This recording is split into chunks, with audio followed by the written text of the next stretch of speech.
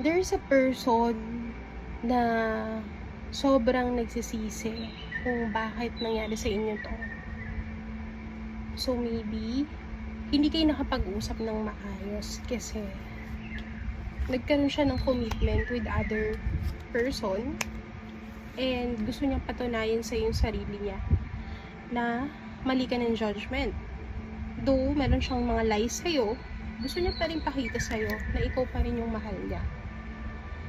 And I don't like the energy of this person kasi ang gusto nilang gawin dito is pakita sa lahat na mahal ka niya, while in fact, ang dami niyang kasinungalingan sa'yo.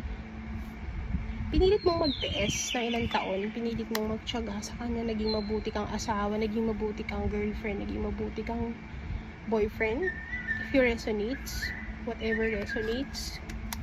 Pero ito, nagkaroon ka ng realizations na mali yung mga ginagawa niya sa'yo. And you realize your power. You realize your worth. Itong person mo, gusto niya mag-sorry sa'yo. And sa pag-sorry niya sa'yo, hindi magiging madali. Kasi naglagay ka na ng harang, naglagay ka na ng boundaries sa relasyon yung dalawa. And you made up your mind that you will choose this path for you and ayaw mo na talaga sa kanya. Alam mo sa nakikita ko dito, gusto niya i-offer sa'yo itong love with the 6 of Cups. Kaya lang, ayaw mo na. Kinag-aalinlangan ka, hindi mo hinawakan yung cup kasi nag-aalinlangan ka. If tatanggapin mo pa ba yung binibigay niya sa'yo, baka naman masaktan ka na naman. Mga ganun, marami kang agam-agam talaga dito. Pero hindi, pag nalabad ka niya, sabi niya, hindi pwede, kailangan magkabalikan tayong dalawa. Ngayon nasa yan, kung gusto mo siyang balikan. Kasi nasabi ko sa'yo, itong reading na to, para sa'yo to, kaya mo to nakita is para makapag-decide ka ng tama. Alam mo, binigay na sa'yo to ng universe para gawin mo yung tama. Alam mo ba kung bakit meron tayo dito Queen of Wands at Empress? Kasi dalawa kayo sa puso niya.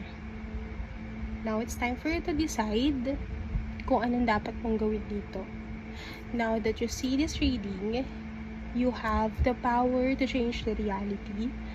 And as you can see here, nakapanig sa'yo yun nasa taas.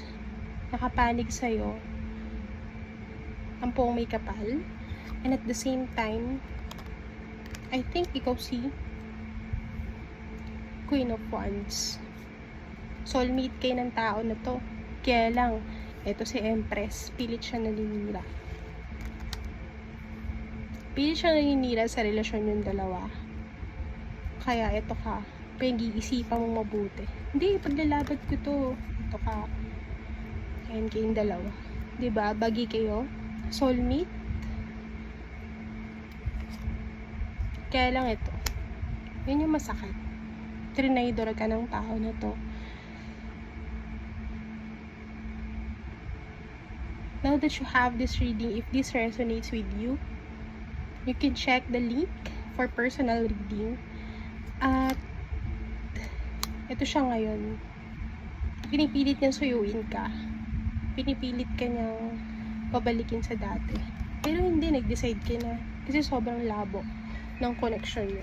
Though, meron ka dito King and Queen, sobrang labo. Kasi hindi mo na alam kung saan ka kakapit. Pero ngayon nakita mo itong reading na to, meron kang karapatan na magdesisyon para sa sarili mo at para sa ikabubuti ng relasyon yung dalawa.